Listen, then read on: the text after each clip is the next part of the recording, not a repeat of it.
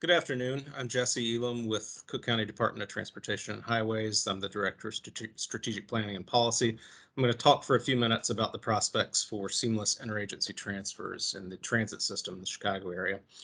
It's something that I think will have a clear benefit to customers. It helps recover ridership lost during the pandemic.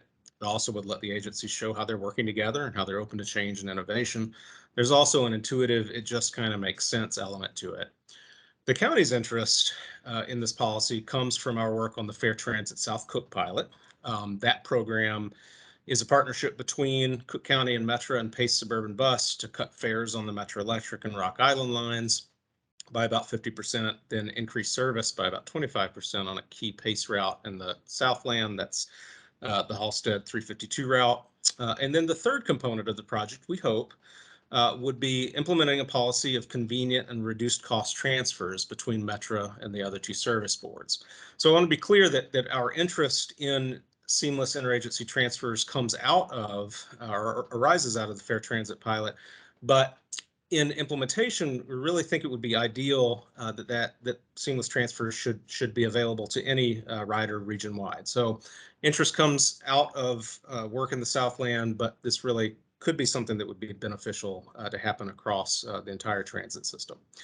So today, I'm just going to try to make the case for seamless interagency transfers and walk through some examples of how they do it in other places. I'm not going to try to spell out exactly how to do it because I think this is only going to work if the agencies get together on a plan that they buy into. And by the way, Cook County is happy to fund that plan. We really see Cook County's role as a funder and a catalyst to help make something happen, help make something happen that's been talked about for a long time and whose moment hopefully has come. So here's some simple math. If you make the system easier and cheaper to use, more people will use it. There could be a whole universe of transit trips that people would be making if they could seamlessly go from Metro to CTA and Pace and vice versa. This will open up new markets for the agencies. It's also evident that a discounted transfer is going to be most important to lower income riders because the discount will mean more to them and because they're often already taking trips with multiple transfers. So there are clear equity dimensions in this expanded access to opportunity that comes with seamless interagency transfers. So just to be clear about the terminology, it could be called multiple things, multi-agency fares, interoperability, fare integration, all terms that you could use. The basic goal is to reduce barriers to transit trips that involve more than one operator, including reducing financial barriers. So, for example, if you take a CTA bus to catch a Metro train, you wouldn't have to pay the full fare for that next segment of the trip. You'd get a transfer discount. Another component of this is that ideally you would also be using the same fare medium for all segments of the trip, meaning the same stored value card. That would be the most seamless approach, but it's not the only approach. We'll talk about that more in a bit. So just to take a trip down memory lane, that the fare system that we have now was shaped a lot by modifications to the RTA Act back in 2011. The goal then was to get to a regional fare system for all three service boards to make it easier for customers to travel on and transfer between different parts of the RTA system. And starting in 2013, the agencies were required to have fare policies that included sharing between the agencies. So now we have PACE CTA transfers for a quarter. CTA and PACE have an agreement about how the revenue is shared. We also have the Link Up and Plus Bus add-ons to the Metro Monthly Pass. Those are passes that customers can buy that allow someone with a Metro Monthly Pass to then transfer to PACE in the case of the Plus Bus Pass, or to either agency in the case of the Link Up Pass. And so that makes Link Up, in combination with the Metro Monthly Pass, really the only fare instrument that lets a customer use all three services. Now, as it turns out, those really haven't been utilized that much. Even pre-pandemic, less than 5% of Metro Monthly Pass holders either bought a Plus Bus or Link Up Pass. And I think it winds up being pretty unattractive, at least historically unattractive, because Link Up only works with the regular Metro Monthly Pass, which is pretty expensive or can be pretty expensive. And then Link Up is only good for the weekday peak period, so it's kind of restrictive in the use that it can be put to.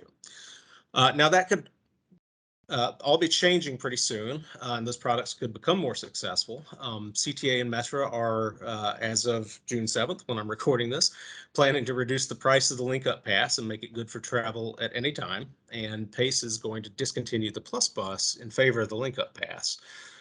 Because Link-Up Pass will then do pretty much everything that Plus Bus does for lower price.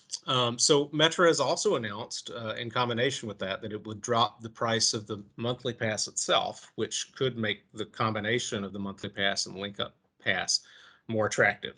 So in effect, we could have a monthly pass combination that would be good for travel anytime on any agency service, which is real progress. But that still only works for monthly pass holders. So folks who may be paying per ride, often lower income riders, would not see any benefit from these innovations with the monthly passes. So turning now to the regional fare payment requirements that went into effect in 2015, that was the impetus for Ventra. All the agencies use Ventra in some form, so that means the legislative requirement has been met, but it's still not ideal. Basically, the customer can use the Ventra card to pay a fare on CTA and Pace, along with other stored value or credit cards. But on Metra, you use the mobile ticketing function inside the Ventra app, but you can't physically use the Ventra card because there's no fare gate or place to tap the card inside the train. So effectively, that form of payment that is taken on CTA and Pace is not taken on Metra. So that introduces a place where transfers are just not as seamless, or the system is just not as seamless as it could be. So we would argue that progress has been made overall and the requirements have been met, but that we have not done everything that we need to do or think about doing. So I'll go through a couple of other US examples that could give us some ideas about how to move forward. The first example I'll walk through is in the Bay Area. The Bay Area is known for having a fragmented transit system, 24 different operators. But using the Clipper card and a bunch of individually negotiated agreements, many of these providers offer discounts for customers transferring from one to the other. And yes, the commuter rail agencies participate in that, even with their distance or zone-based fares. And the way that works is that when you tap off of, say, Caltrain, then you can transfer to a connecting service for $1 or $2 off within a set time window from when you tapped off. And that's with any ticket, not just a pass. And that discount is available for any trip. The discount is our discount, in contrast, is currently only available with the monthly pass, as I was saying.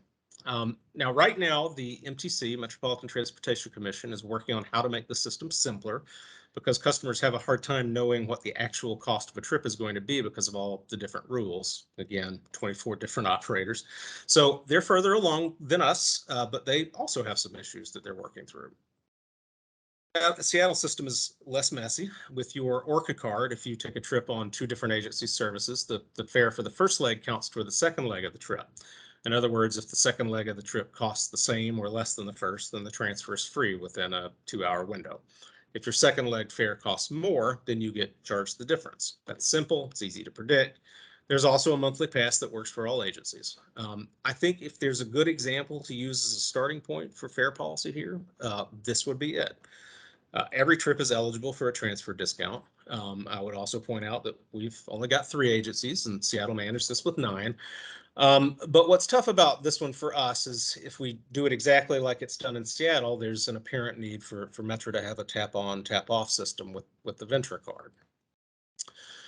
Another, I think, less ambitious example would be Dallas. There you don't have discounts on individual rides, but what you do have is either a day pass or a monthly pass that allows unlimited transfers between all of the 4 operators. So that's relatively simple. If it were done here, it wouldn't require tap on, tap off, just some changes to Ventra.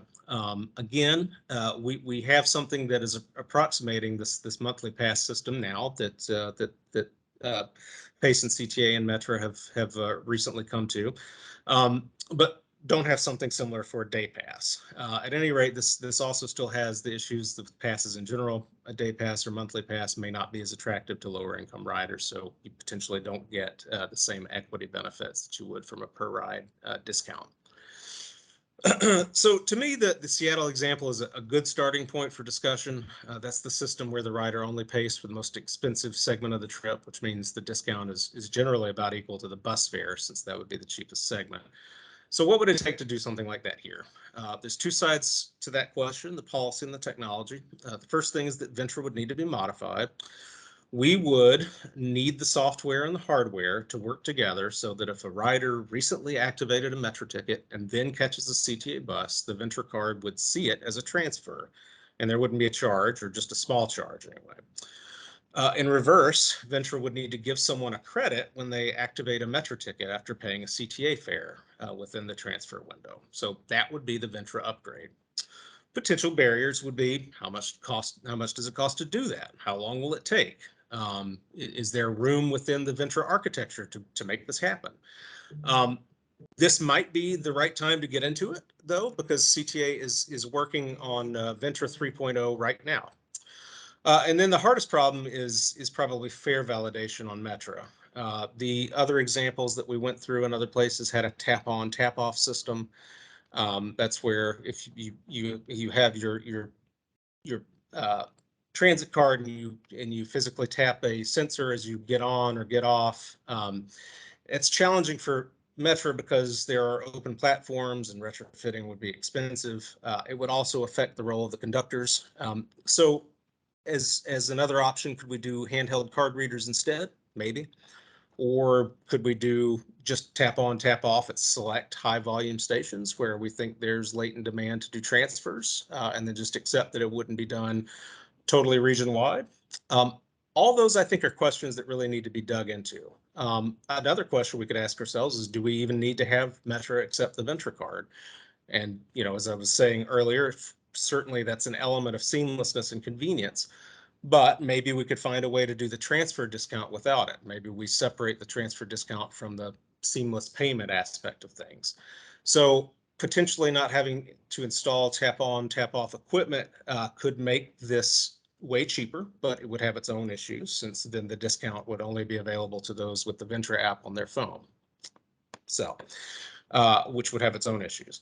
The policy question that goes along with all this is that the agencies would need to determine how to share revenue between one another. Ventra would handle the back end about how much revenue is owed to which agency. So there are some things to be sorted out. I think there's only one way to do that, and that's with a planning process. As I see it, I think we need to do an action plan. Cook County is happy to fund that effort. We'd just be looking for a commitment from the transit agencies to work together in good faith to figure it all out. We would need to do this planning effort quickly so that we can figure out what needs to be included in Ventra 3.0 just as soon as we can. But still, I do think this is an initiative playing out over a couple of years. It's not something that could be done instantaneously. So getting to the question of how fare validation is done on Metro, the cost versus the value of the different options, that's really going to have a big impact on the capital needed. So this is really looking at the implementation side of things. Cook County is committed to helping fund implementation, not entirely, of course, but we really need to know what the price tag is on that. So as I said, that's going to be a very dependent on how we end up handling fare validation on Metro. The last question to address is, what about the operating cost? Yeah, this is good for the customer. That's easy. But is it bad for the agencies in terms of revenue losses? So I'm not really thinking this is an enormous issue.